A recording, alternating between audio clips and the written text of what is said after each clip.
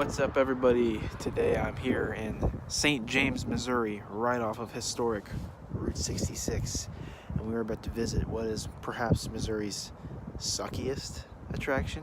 Some people say it really takes the air out of the room.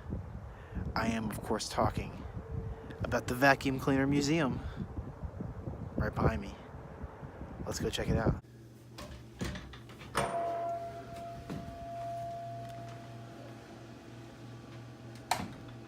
Oh.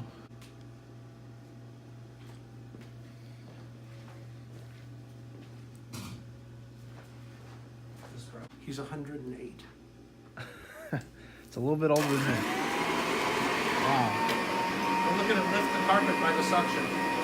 Old vacuum cleaners are just as powerful as new ones. Wow. It's only 108. Every one of them. That's my job. Curator of the museum makes the machines run. That's incredible. There's no cord. It's the wireless vacuum because it was before electricity.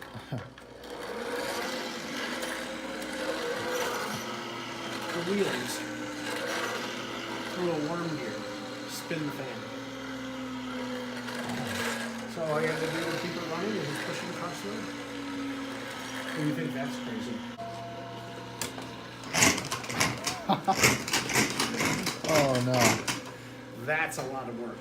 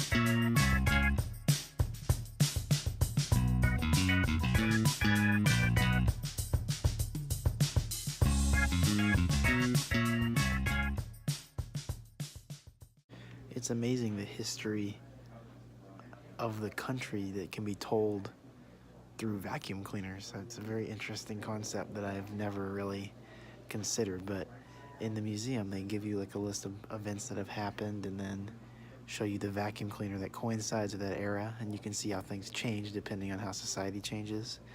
It's pretty interesting.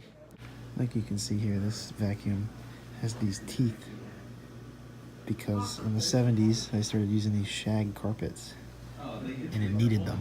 So this one was apparently used in the George Bush administration. This was the vacuum used on Air Force One, which is kind of incredible.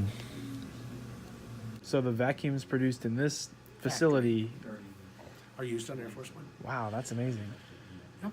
I don't know what they use on Air Force Two. It could be the same vacuum cleaner, but we only got this one, the same brand. Right. But we got this one back from them when I first started here, 9.5 years ago. Wow. Nice. That's... Yeah. Who'd have guessed? Kind of proud of it. So that actually ended up being really cool. I wasn't expecting to care much about vacuums, but that guy, the host, Tom, the curator, he's very knowledgeable and he knows what he's talking about. And there's a lot of interesting history on vacuum cleaners that I just never thought I cared about or wanted to care about. So if you're passing down I-44 in Missouri, it's definitely worth a stop. This place, it's free to the public, and you know, you could be in and out in 30 minutes and learn a whole lot about vacuum cleaner history and how they're made, and even some tips. He gave me a lot of tips about what I should look for when buying a vacuum cleaner. So now I know. It's fun.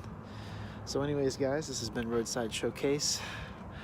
We're continuing down to Dallas, Texas. We'll see if I can get anything else made. I'm kind of on a time crunch right now, trying to get this bus delivered to Irving, Texas by tomorrow morning. So we'll see. But thanks for watching, and I will see you next time, guys.